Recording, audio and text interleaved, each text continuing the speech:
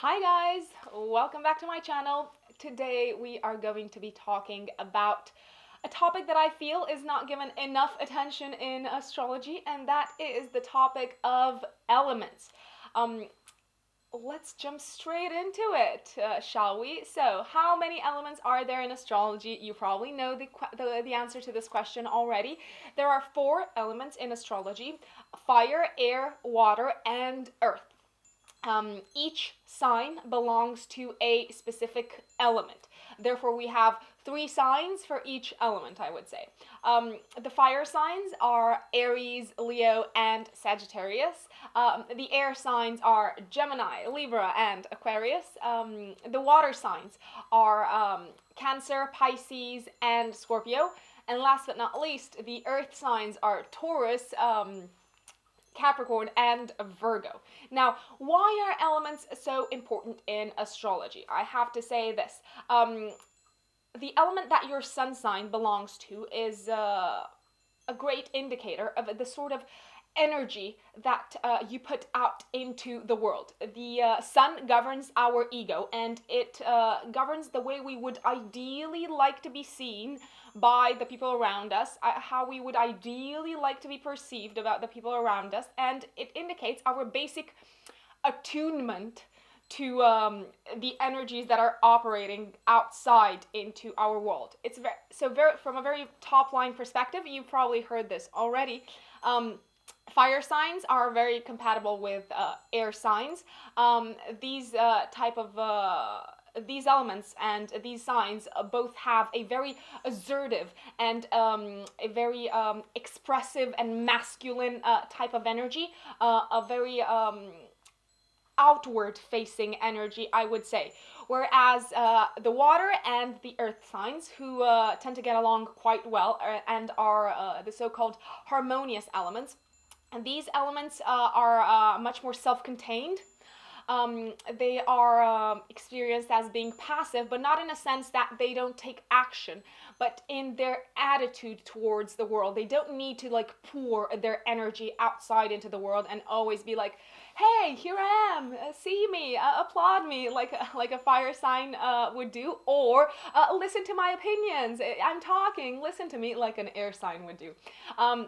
Water and earth signs are much more concerned with what's going on the inside. They're very likely to be repressive signs rather than express themselves out into the world, and they tend to be quite, I would say, skeptical when it comes to their interactions with the more extrovert fire and air signs. Now, like I said, I feel like the elements are not given enough importance, or maybe not enough attention, not necessarily importance when it comes to interpreting someone's natal chart.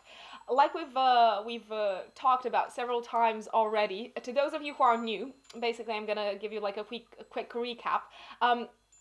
You've got your sun sign, which is indicated by the day when you were born, but you've also got 9 other planets in your chart, and you've got planets that can be placed in different other signs rather than the sun sign that you were born in. So, for instance, you might have, let's say you are an Aries, but you might have your moon in Cancer, and you might have your Venus in Aquarius, and your Mars in Sagittarius, and your Mercury, God knows what, in like Gemini. So you will have influences from all these different other signs when it comes to who you are as a person. So all the planets that I've actually gone through right now are the personal planets.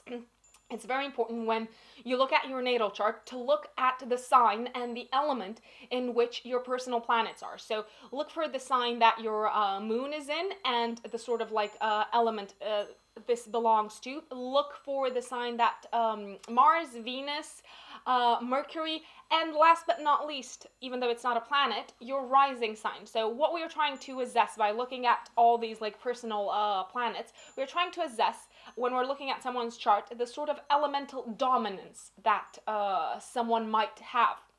So, for instance, it's very, very common that people have influences from different elements and a stronger element. So, I have to say, in my chart, I have air. I'm a very airy Oh my days. I'm a very airy person. What on earth does that mean? But I'm very air dominated. I've got my Mars, my Mercury, and my Sun all in air signs.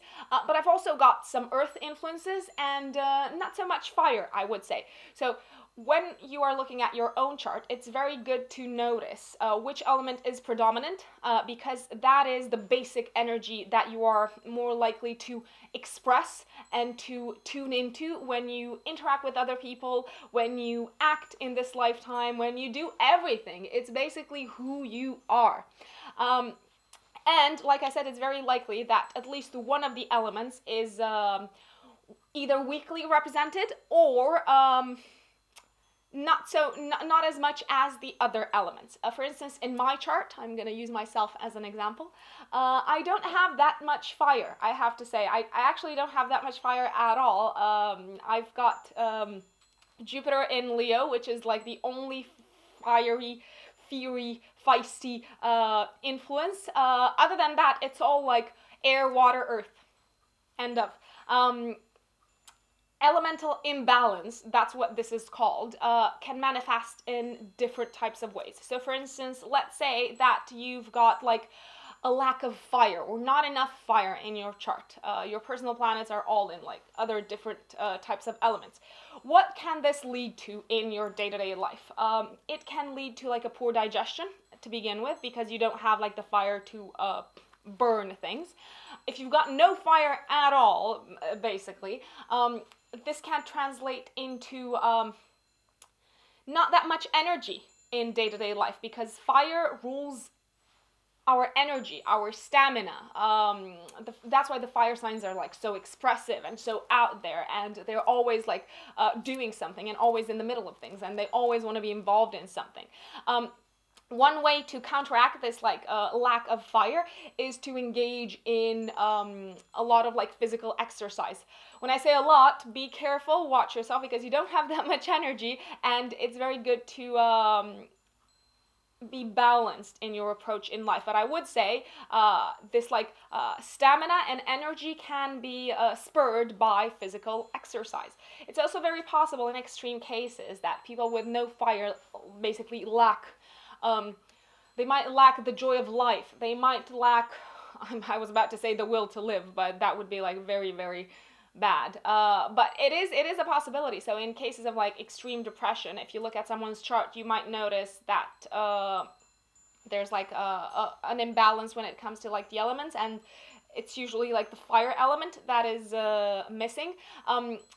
Fire lacking people also find it hard to like act, to take the initiative, to be doers.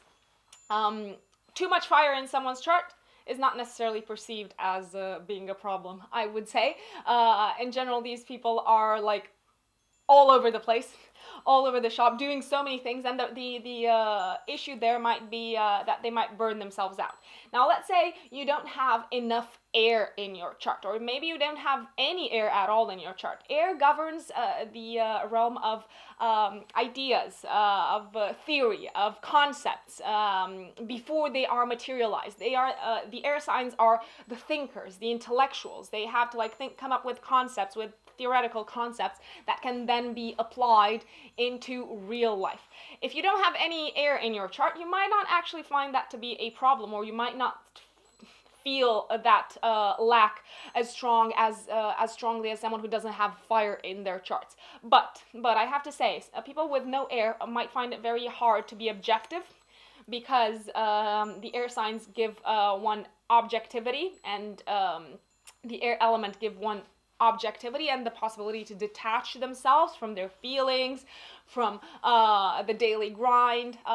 People with no air might find it hard to reflect upon their lives, to assimilate new ideas. They might actually be very, very wary and very much, very put off and very, I would say, threatened to an extent by what they call intellectuals, pointy-headed intellectuals. If you've got too much air, the side effect might be that you live too much in your head.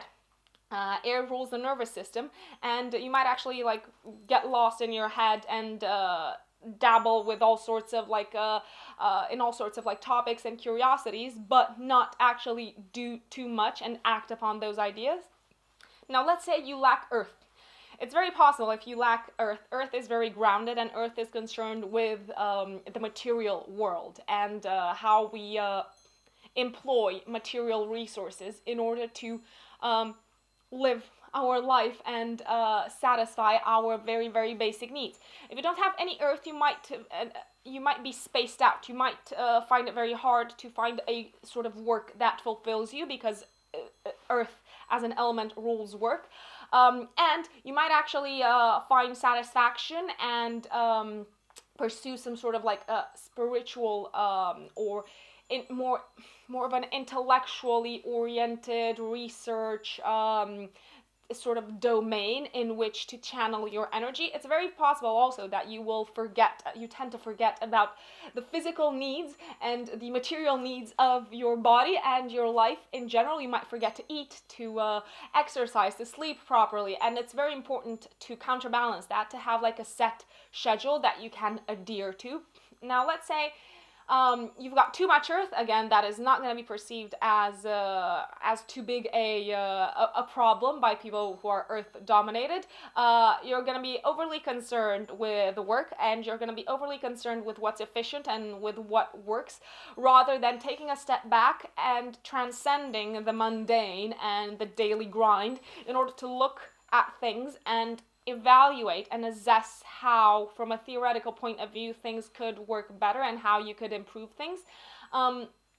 If you've got no water in your chart, oh my days, that is actually like the worst case scenario. I don't want to scare you, but water in general rules feelings and our intuition and our subconscious and our emotions. And people with no water find it very hard to believe and to trust their emotions. They actually distrust them on a very visceral level, and they might even be afraid of their feelings and their emotions. They might be very scared of like feeling some sort of like pain or feeling anything, and at some point they will like bottle up all these things, and they will something will explode. I mean, I'm obviously using like a figure of speech here, and they might need therapy. They might need expert help. Not having any water, it makes it very hard for people to tune into their deeper emotions and analyze them and assess them. And also, it makes them very hard to be empathetic and sympathetic and tune into other people's emotions. From the outside, people with no water might seem like very, very aloof, very cold, as if they don't care about anyone, as if they only care about themselves, whereas actually they, on the inside, without them even acknowledging, they are in desperate need of a lot of help. One way to counteract that is to slowly start releasing your pain, slowly start talking about it, let it all out, and don't be afraid of it, because it's going to be worse if you don't do that. Now, if you've got too much water, you might be overly sensitive, what some people might call overly sensitive. You might react in a very pronounced manner when it comes to any sort of like external stimulus. You might feel like you're cast adrift at sea with no like sails, no oar, no support, basically. On the other hand, people with a lot of water in their chart can be almost psychics. They can be like so intuitive that they can tap into other people's minds and see through them. People with a lot of water in their chart, their acts and anything that they pour out into the world comes from their like deep need to satisfy their yearnings, their like the yearnings of the child inside them, and from the need to counteract all the insecurities that they have. Now, let me know what element dominates your chart and whether you have any lacks and what element you're lacking, because I'm sure you guys are also lacking something, because we all usually do. It's very unusual to have like to cover everything up. And let me know what you made of this video, because this is a little bit different than what we usually talk about. I hope you enjoy this, and I shall talk to you soon. Bye!